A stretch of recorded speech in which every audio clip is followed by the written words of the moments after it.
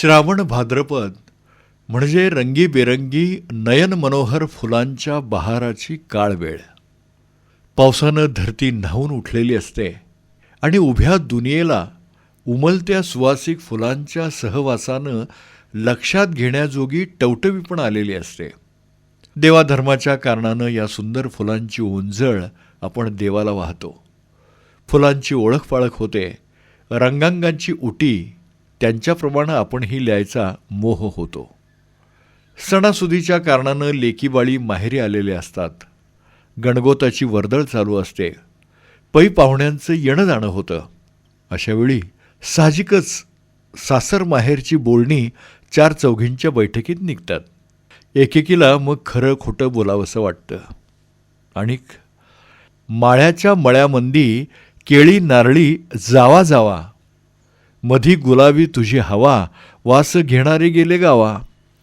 एखादीच्या मुखातून या शिणगाराची हकीकत कानावर येते. शेतमळ्याची ऐटी सांगताना वाहवा करताना केळी नारळी जावा जावा होतात. वाह, किती मस्त मस्त ही कल्पना आहे. एकमेकींच्या राजीखुशीनं जोडली गेलेली नातीगोती सगी सोयरी नजरेत भरतात. गुलाब ताटव्याचा धनी सध्याला गावाला गेलाय हे सांगताना लाजणं मुरकणं निघतं आणि मग आपसुकच कोणीतरी सहजी बोलून जातं. पाण्याच्या जोरावरी लहरी मारिती फुलबाग, राजसाच्या घरीदारी नाही कशाची दगदग. पाटानं जातं पाणी उसा संगट कर्दळीला, हौशा कांतानं जाई लावली वर्दळीला. सासरे एवढा वस नका करू सासूबाई, दारीच्या चाफ्यापै दूर देशाची आली जाई. किती किती नखरा म्हणावा या भावगीतांचा. आमच्या घरात फुलबाग फुलली आहे आणि सगळीकडं पाना फुलांचं राज्य पसरलंय, असं सरळ सरळ बोलायचं सोडून असं ऐटीनं कोणी बोलतं का चार चौघीत? बघा तर खरं. पण जरा बेतानं बोलावं असं सांगायचं कोणी कोणाला आणि ऐकायचं तरी कोण कोणाचं? आमच्या घरी आमची मामी रोज कर्दळी झोक नोकाचं कुंकू लेती. खाली बारीकसा टिकला तर गाव म्हणतं, किती ग करशील टामण टिका, आणि दिलं रूप कुठं झाकतं का? पण हिला जसं ऐकूच येत नाही. तिचा आपला ठेका कायम. माझं मला दंडतं. देवाच्या पायावर डोकं ठेकताना कर्दळी कुंकू उमटतं. पाना फुलांची गरज पूजेला नसती मग. आता या उपर आम्ही काय बोलावं? मुग्ध शृंगाराला कोणी अडवतं का? त्यातला बोभाटा तरी होतो कधी कुठं? छे, हे ज्याचं त्याला दंडतं म्हणजे शोभतं आणि मग माणूस फैनाबाज लहरीत स्वतःला हरवून बसतं. निदान माझा तरी तसा अनुभव आहे. दुसऱ्याचं काय सांगावं? उलट ह्या राधा गवळणीचं म्हणणंच मुळी की जाई मोगऱ्याच्या कळ्या लाल भरजरी शेल्या, सांगा गुंफिता कशा आल्या. बहन भावाचं सुख एकाचं तोला मोलाचं, एकाचं हौसे मोजेतलं. त्या कारणानं ह्यांच्या एकमेकीतल्या गुजगोष्टी तरी कसल्या डामडौलाच्या म्हणाव्यात. आला नेणता मुराळी खून सांगुनी रेखी अली, दारी गोंदण पिकईली. बंधू माझ्याच्या जीवासाठी मी का होईल चिमणी, मी ग लाडकी लिंबोणी. बहीण भाऊ सई एका वेलीची वाळक, गीत व्हटावं आळक. इथून तिथून पिकू दे ग माझ्या बापाचं हिरवं रानं, माय मालन केळी बन.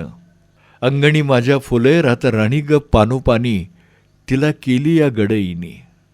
बाई ग बाई ग, ह्या पोरी स्वतःला गोंधन काय म्हणवून घेतात आणि लिंबोणी कशा होतात बघा तर खरी. बहीण भावाची वाळकाच्या वेलासंग बरोबरी करायची म्हणजे काय हो? शाब्बास शाब्बास हो पोरी. तुमच्या या अकलेची तारीफ करावी तरी कोणत्या शब्दाचे पाय धरून ग? अगो बाई, त्या बघा कशा झोकात सुराची उधळण करीत आपली गोष्ट सांगतायत. अरे वा, एकदम मस्त मस्त. पाणी जाऊ द्या पलाणी पाटावं, तिथं लिंबाचा लिंबाचा आहे साठावं.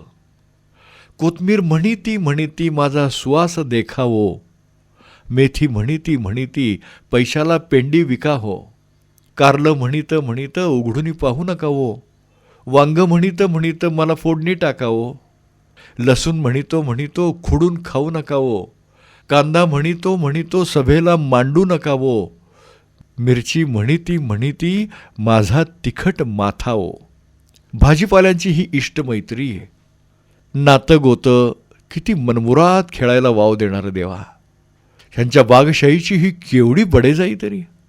किती किती सुंदर शोभा असेल नाही यांच्या मळ्यात. एवढा भाजीपाला कशाला म्हणाल तर यांचं उत्तर ठरलेलं. वाटवैला वड त्याला पारंब्या ठाई ठाई, लाडके गडईनी यल इस्तार आमचा लई. आमचं एकत्र कुटुंब तर सगळ्यांचा पसारा लई मोठा. येणं जाणं फार, देणं घेणं मोठं. जणू काय फुलबागा फळबागा एखाद्यानं आंदण द्याव्यात तशातलं रुबाब. पण आमची माणसं कष्टाळू, अंग मेहनतीची. त्या कारणानं घरात जे काय लागत असेल ते आमच्या शेतीवाडीत उगवलंच पाहिजे असा आमचा खाक्या. आंबा मोहरला मोहरला पानोपानी, माझ्या घरात उगवली शुक्राची चांदणी. असली आमच्या पोरीबाळीची जोपा त्यांच्याकडं. म्हणताना त्यांची पण कळी खुळणार की. कपाळीचं कुंकूसय घामानं रंग येईल, सासू मालनीचं फुलं जाईचं चांग येईल. कपाळीचं कुकू मला ग दंडत, भरल्या सभेमंदी फुलं झेंडूचं हिंडत. नवरा कसा तर टप्पोऱ्या झेंडूच्या फुलासारखा, सासू कशी तर जाईच्या फुलागत देखणी. भरली सभा कशी तर सगळ्या गणगोतांनी नांदतेल्या घरासारखी. एकमेकांची आगत एकमेकांना. कुणीच कुणाचं उणं दुणं काढत नाही का असं का अन तसं का पण म्हणत नाही. सगळा गोतावळा जाई जुईच्या प्रसन्न मांडवाखाली राजी खुशीनं नांदतेला. म्हणताना या पोरींचं सांगणंच मुळे असं. फुलामंदी फुलं हुंगावं जुईचं, सुख भोगावं आईचं माहेराचे. जीवा भावाला होणारं न खुट्ट झालं तरी धावून येत भरभक्कम आधार देणारं माहेर किती बी चांगलं असलं तरी आमच्या थोरल्या वहिनीला सासरघर जास्त जवळचं वाटतं. त्यातून आमच्या दादाचं आणि तिचं सूत एवढं जमलेलं असतं की तिला आमचे आई बाबा पण देवासारखे वाटतात. म्हणून ती कोणाजवळ निघालाच विषय तर खुशाल सांगून टाकते. सासूनी सासईरा जाई मोगऱ्याचं आळं, त्यांच्या मी सावलीला परघरीची कंबळ. ननंद अक्काबाई माझ्या दारीची तुळस, सासूनी सासईरा माझ्या माडीचं कळस. भरतार नवबाई माझा मखमली शेराला, त्याच्या ग सावलीत माझा फुलुदे पानमळा. खंडीवर गोत माळा वैल्या गवतात, ननंद अक्काबाई गार हराळी लवणात. अंगणी माझ्या आला केळीबाईचा लोंगर, सासऱ्या आली लेक सोन केळ्याची खाणार. तिला आपल्या घराचा अभिमानच लई दांडगा. स्वतःला कमळ फुलाची पवित्र उपमा देत तिनं ननंदेला वृंदावनातली तुळस मांडले. एवढंच नाही तर सुगंधी वासाच्या फुलांनी खंडोबा देवानं सुमरान मांडला असताना बानूसाठी आपली नाव त्यात गुंफीत जसा फुलांचा शेला तयार केला, त्याच रीतीनं आपल्यासाठी आपल्या नवऱ्यानंही मखमली शेला गुंफल्याची ग्वाही ती देते आहे. आपल्या आयुष्यातल्या सुखाची उधळण त्यामुळं होणार असल्याचं स्वप्न पाहत असताना आनंदाचा पानमळा घरीदारी फुलू दे म्हणून देवाची तिनं विनवणी केली आहे. घरात केळीला घड आलाय तेव्हा सोनकेळी खाणारी लाडक लेक आपण झालोय, याही खुळ्या कल्पनेत तिला अस्मान ठेंगणं झालंय. म्हणून ती आपल्या बरोबरीच्या नणंदेला लवणातली हराळी मानते आहे. नणंद म्हणजे गहिरेबाज कडू कारल्याचा वेल, पण हिला तिच्यावरून लिंबू नारळ उतरीत सुखाचा सागर घरात उभा करायचा आहे. त्यासाठी तिची देवाजवळ प्रार्थना आहे. चौघे आम्ही बहिणी, चारी गावचे कळस, सौभागिनी नंदबाई मधी नांदावी तुळस. पण तसं होतच असं नाही ना. ननंद आणि कळीचा आनंद म्हणतातच ना. मग कधीतरी तिच्या मनाचा फुसकाबार निघायचाच. आणि मग नणंद अक्काबाई जसं चिंचेचं आकडं नित बोलतं वाकडं. सासूचा सासूरवास नंदा जावांची गांजणी येल कारल्याचा किती करावी बोलणी. नंदा जावांची जात बाई हुलग्याची पेरणी नित उघराट बोलणी. असली परिस्थिती ही उभी राहायचीच हो. अशा वेळी जीवाची घालमेल झाली म्हणजे आपोआप ओठ हलणारच. सासर एवढा वस नका करू सासूबाई, दारीच्या चाफ्यापैई दूरदेशाची आली जाई. किती सुंदर हे उपमा दृष्टांत. शेतीवाडीतल्या पानाफुलांची किती वाहवा. आपला नवरा म्हणजे सासूबाईंची पहिली निरी, दारातला चाफा चंदन, आणि आपण कोण तर जाईचा वेल. किती छान आहे बोलणं. केवढा झक्कास हा मनोभावातला आवाका आहे. कुठे याला तोड. म्हणून तर माहेरवाशिनीला भावाचा आधार, आईवडिलांची सावली. चौघे माझे भाऊ दैवा वाचून कुठले, सावळ्या मालनीला चाफे जाईला फुटले.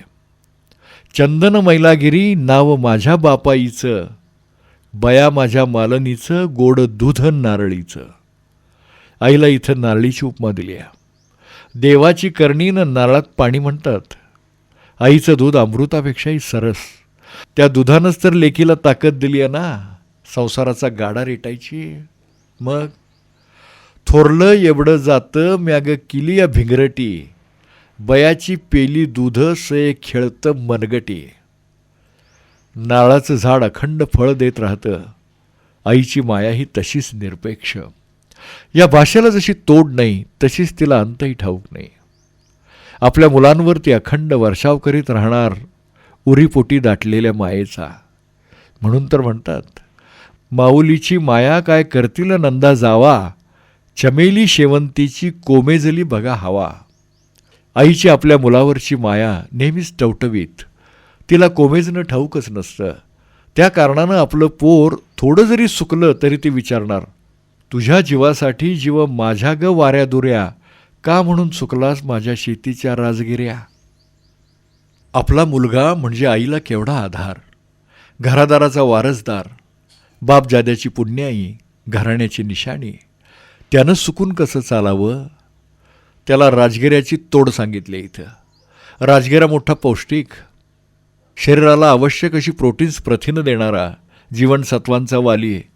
म्हणून एखाद्या घारीसारखी आई त्याच्या मागं मागं राहत, त्याचं दुखलं खुपलं तर त्याच्याकडं चटकिनी धावते, त्याला पोटाशी धरते, विचारपुशीनं त्याला भिवू नको म्हणते, मी आहे म्हणून सांगते. आई म्हणजे तुमच्या आमच्या आजोळ घरचं कमळ, जीवाभावाची करवंद, सुखासमाधानाची जास्वंद, सासरघरची लक्ष्मी तर माहेरघरची महालक्ष्मी, गणगोतांचा प्राजक्त, शेतीवाडीची रानजाई, घरादाराचा दरवळता निशिगंध, सगळ्यांना सांभाळून घेणारी आकाशवेल, बागशाहीतील पत्री, महापूजेची सरस्वती, बाळघुटी देणारी इंद्राघरची दैवी वनस्पती. आई. 2च अक्षर, पण त्यात केवढं ब्रह्मांड नांदतं.